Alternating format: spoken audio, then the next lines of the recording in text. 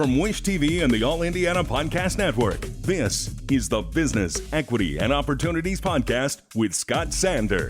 Welcome to the Business, Equity, and Opportunities Podcast. I'm Scott Sander. On this episode, we look at the many benefits that can come with being certified as a minority or women-owned business and just how you qualify.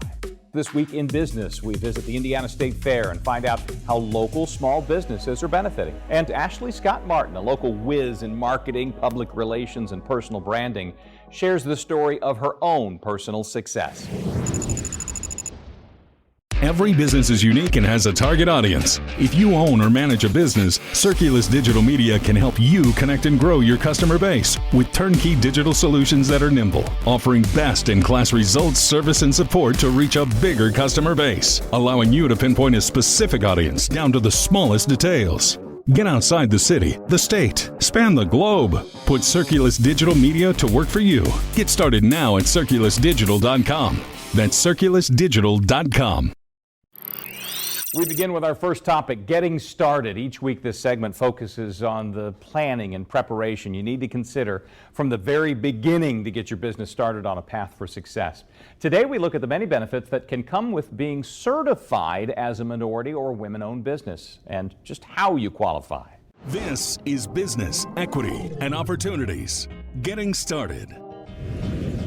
David Fredericks, the director of the Office of Minority and Women Business Development, explains what it means to be certified and why having proper certification can mean big opportunities for your company. The Office of Minority and Women Business Development was established in 1987. Our office is the certifying entity for the city of Indianapolis. So if you are a minority, women, veteran, or disabled-owned business enterprise, and you want to be certified by the city of Indianapolis in order to participate in city-funded opportunities as well as city-supported opportunities, then our office is where you would come to get that certification. Any business that is domiciled and headquartered here in the state of Indiana is able to be certified with us. We do require that businesses be in business for at least 2 years, but if there is a particular business that is in a specific industry or they have an immediate opportunity, we do have a waiver process that they can apply for to not have to worry about the 2 years of business. But primarily, as long as your business is headquartered and domiciled here in the state of Indiana, and you fit into one of those categories, whether minority, women, veteran, or disabled-owned business enterprise, then you can get certified through our office. We are a big supporter of Indiana businesses first, and so we are trying our best to engage with as many diverse businesses in Indiana, specifically Indianapolis, but we also know that there are some businesses outside of Indiana that want to do business in the city of Indianapolis. So our job is to assist them to get certified, but then also, like I said, to learn how to navigate the processes of doing business with the city, doing business with the state, and then doing businesses with some of the other agencies and entities that report to the city. On our website, we have a list of all of our certified diverse companies. Right now, we have over 800 certified companies in the city of Indianapolis. And so we constantly update that list. We actually update it on a monthly basis. And that list is there for public consumption. So if you are a business owner or an individual looking to support minority and diverse businesses, you can go to that website and pull up the list and see the companies, and you can search based on industry. If you're looking for a minority-owned business or a women-owned business or veteran and so forth, you can search through all those different mechanisms to identify business. But that list is there for the public to be able to utilize, and we hope that they reach out to some of those businesses as well. And also the other businesses. I mean, that's one of the things that we push is B2B, business to business, where we have a lot of diverse businesses who do business with other diverse businesses, and that's a good way for someone who's a small business to start off and to hopefully help them grow. Because a lot of people think that you have to pay to be certified. There is no fee to be certified with the city of Indianapolis. If you ever run into someone or someone tells you that you have to pay a fee to be certified, then you may want to speak to someone else. And that's why we tell folks to reach out to us directly. Your certification is good for 3 years. So you have to apply for recertification every 3 years. We generally will reach out to companies usually about 90 days before their certification is set to expire, and we just say, hey, just a reminder, your certification is set to expire, and then you probably will get another reminder as you get closer to that 30-day window, so to speak. But yeah, certification is good for 3 years, and then you have to recertify. We work with businesses that everything from that brand new mom and pop shop where, you know, they just opened up a small business, all the way to companies that are multi-million-dollar businesses. And so we provide services that sort of run the gamut for those businesses. Some folks need everything. They're coming in the door, they just started their business. We get them certified, but then we help them with those other pieces of the puzzle to make them successful. Other businesses come in and they've been established and running for 15, 20 years. They just want to make sure that their certification is good, and if we can do any introductions and connect them to the right people. So there are a lot of things that we can offer to businesses in different sizes and different scopes. There's going to be a lot of opportunities coming through the city over the next 3 to 4 years. We have a lot of federal dollars that are going to be hitting the city. So we're encouraging folks to get certified with us now, so that they can be in that process and be a part of those conversations. Certification in our office can take up to 90 days. We don't run close to 90 days. We're actually, more about 60 days, but we want folks to get certified early before they need it. One of the things we see a lot of is folks who are putting on a bid, or they may be asked to put in a bid on a project and they're not certified. And that contractor says to them, well, we need you to get certified. So then they rush to us to do a certification, and we don't do expedited certification process. So, depending on where you fall in line, you could be waiting that 90 days to get certified. And so that's why we tell folks, sort of think from a strategic standpoint, what business opportunities am I going to be going for over the next, say, 12 months? And if any of those are projects where certification is required, or there's a diversity goal, you want to make sure that you've came in and done your certification. And that not only stands for new certification, but also recertification as well, because we have a lot of companies that are currently certified with us, and they have to be recertified every 3 years.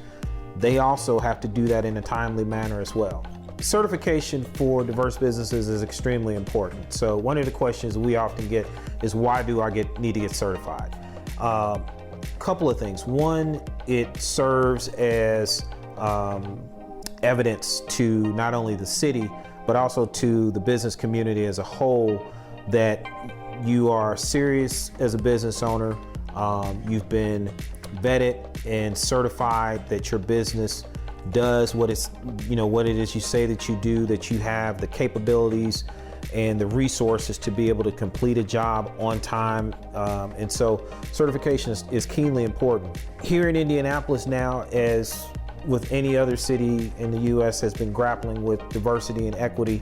For us, the mayor's office on down to our office is totally committed to making sure that we're creating equitable opportunities for all businesses. And so making sure that diverse companies are certified is a key to that, because like I said, we're only able to work with those companies that are certified through our office. And so that's one reason why it's important. Plus, it also helps to diversify the fabric of Indianapolis. Indianapolis has some phenomenal people of all different racial and ethnic backgrounds, and we're continuing to welcome new people to Indianapolis who are bringing their resources and talents. And a lot of them are starting up new businesses. And so we want to engage with those individuals as much as possible and let them know that our office is here as a resource, and we want to help them to grow, and then hopefully, settle down and establish an economic foothold in the city of Indianapolis. August in Indiana equals State Fair time. The historic fairgrounds first opened back in 1892. It's been home to the State Fair since then. It's also increasingly a place to find a variety of small homegrown businesses. This is Business, Equity, and Opportunities. This Week in Business. The Indiana State Fair, underway this week at the fairgrounds, offers many opportunities to sample and support a variety of local businesses.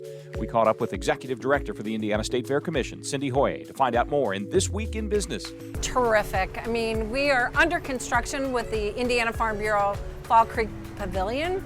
And so steel is going up on a brand new building while this great event, the great Indiana State Fair, is happening. And really happy people seem to be in great spirits and just enjoying their state fair. As you look around the property, you'll see that people want to be with their families and their friends. Perfect place to do that. Just go back to some semblance of what they've always known and loved, and it's kind of back to normal. This is a historic institution, 250 acres in the center of Indianapolis. This generates over $200 million in direct impact. And the fair itself is about $35 million in direct impact. So this institution also is responsible for generating over 1,100 jobs because of this place and this event and events that happen here throughout the year. So its stature is significant as it gives back to the economy. Most of the vendors that are here, concessionaires and then vendors that are in the Ag Court building this year, they're for the most part local. They're from southern Indiana to northern Indiana. Now, yes, we sprinkle in a couple that are from other states, but for the most part, this is small Indiana businesses that are represented here during the State Fair. We're really proud of that. You can see it throughout the complex when you come here. I think one of the most significant areas in the Ag Court building, there's an area called Indiana Grown, and that is through the Department of Agriculture, and that's small Indiana businesses that are tied into agriculture. Again, the concessionaires throughout the fairgrounds, a lot of those are local. One of significance is a woman-owned business, Monica Urich. She operates the stand that is right behind me. She operates the wine and beer garden, the tap room, the backyard, which is a brand new area. So not only does she do that during the State Fair, but then she operates our concessions and buildings throughout the campus year round. She has developed a business, started at local, started at small up in Carmel, and is now at this institution, and really important for us to thrive with a woman-owned business. Our staff itself is made up of 50% are African American, 50% Caucasian. We work really hard to make sure that this place is a mix of urban and rural, so it's open for and welcoming for all. So we train to that, we speak to it. It also, from a diversity standpoint, from our fair board and commission, it's also a diverse group of people. The property itself, when you think about concessions, I would also reference a couple of our concessionaire African Americans. One brand new startup young woman who has it's called Black Leaf Vegan Food. It's on the north side. And she is started out last year was her first year. And it's a lot to be able to handle the amount of customers in these food concession trailers. And so she is learning the business, and what's been really fun and refreshing is the other concessionaires are helping her grow into understanding how to navigate with so many people at her door. This massive Fall Creek Pavilion, thanks to Farm Bureau, that is the title of this building, we'll open it next year. But in our master plan, we have so much more to come. We would love to make it more accessible by eliminating some of the curb cuts that we have out here. We'd like to enhance the fence line so that we're more welcoming for people to come in. We also have plans to renovate the grandstand. We have plans to make some enhancements on the north side and the DNR area, put in more water, put in more just customer experience areas that people will feel that they are truly valued and really welcomed when they're on the property. And that's really the vision for us going forward, to continue to preserve this historic institution and continue to make it better as we go forward. We've covered several ways to help you create your own successful business. In our success story, we look for inspiration from one of our community's most successful business owners. This is Business, Equity, and Opportunities. Success Story. Each week, one of our contributors shares the path that led them to the success they have today. This week, Ashley Scott Martin, CEO of Cerulean Consulting Group, shares her personal path to success. I think I was born to be an entrepreneur. I really do. I have a memory, and my parents will confirm this, of being 3 or 4 years old and selling rose petals door to door for a quarter. If that tells you anything about the trajectory of my life from that point forward, I think that story is pretty remarkable. Not the whole rose, just one petal. And the fact that I was able to get my neighbors to actually purchase it for a quarter was mind-blowing to me. From there, we go on to not quite Girl Scout cookies, but other goodies like friendship bracelets and different things that I would make. And I just continued to really explore what that exchange meant. I'll never forget, in middle school, I sold chips out of my locker, not only to students, but also to the custodians and staff members. You'd think you'd get in trouble for something like that, but it was just a way for me to explore my natural gift. I have never been a pushy salesperson. I have never even considered myself being an expert in sales, which is very different from PR and marketing. But I later learned that PR is kind of how you manage identity, right? And as I grew in my development professionally, I started to understand that the problems that I was solving and the ways that I was positioning not only myself or the products that I had been involved with as a young employee at the local mall and other places, that mindset was very specific to PR. And marketing provided me the opportunity to reach people in high numbers quickly. So I was as a child, I was also a very empathetic child. I was very much about building community and social justice and helping people overcome all of their problems. And I knew that if I had an idea, or if someone that I believed in had an idea that I wanted to support, I wanted to get the word out about that as quick as I could. And that's how I became attracted to, actually at the time, it was print magazines. That was my favorite method of mass communication. I started to study the way the advertisements were written, the way the stories were written. I started to study the way that the book was laid out, from front to back, with the, certain advertisements being at the front and others being at the back. I started to understand the typeface and font differences and the color schemes and the branding and the events that the publication put on to complement their print publication. All of that was marketing. And at the time I thought, well, I want to be a magazine editor, or I want to be a journalist. I didn't realize that the business of marketing was actually what I was more attracted to. I always tell people everything happens for a reason, and I was able to connect with the individuals on our team. We have over 13 consultants that are around the country who work for Cerulean Consulting Group, several of which are based here in Indianapolis, Indiana. And we connected through past experiences. I had a business in the past called Curly in College, where we help students connect with their natural hair and sense of beauty and identity. And several of the women that I met in that experience wanted to continue working with me to this day. From there, I just continued to attract those who were also interested in telling high quality stories about businesses and products and services here in the Indianapolis area and beyond. And because we had that common interest, because we had that commitment to excellence, because we had that desire to really build community, we were able to grow together and eventually prepared to launch Cerulean Consulting Group pre-pandemic in 2019.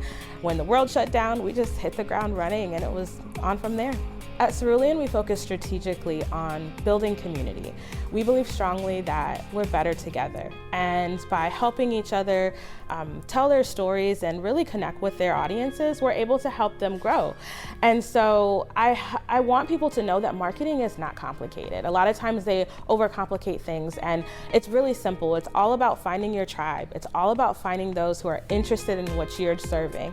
And so we are simplifying that process for people by providing them access to resources through our graphic design team, our photography team, our videography team, our copywriters. We're a one-stop shop. And so as a full-service marketing and PR firm, we really position individuals to excel. And that's how our commitment to our mission statement, We're Better Together, really was born. It's about helping one another grow. Our thanks again to all the contributors who joined us for this episode of the Business Equity and Opportunities podcast. We hope you found it enlightening, useful, and inspiring. You'll find more information about the show on our website, BEOshow.com. You can watch Business Equity and Opportunities Sunday mornings at 10 on Wish TV or live stream it through wishtv.com. Each week, we provide 7 full segments with topics ranging from how to get started and how to access capital to the day-to-day running of your business and questions about accounting and bookkeeping. We feature business news and trends and always share a success story from one of our contributors. Join us next time for more insights into the world of small business. Be sure to sign up for our Business Equity and Opportunities newsletter to get even more valuable, up-to-date information. And if you have any questions or you'd like to be part of our show, please email us. The address is beo@wishtv.com. We'd love to hear from you. I'm Scott Sander. Thanks for listening.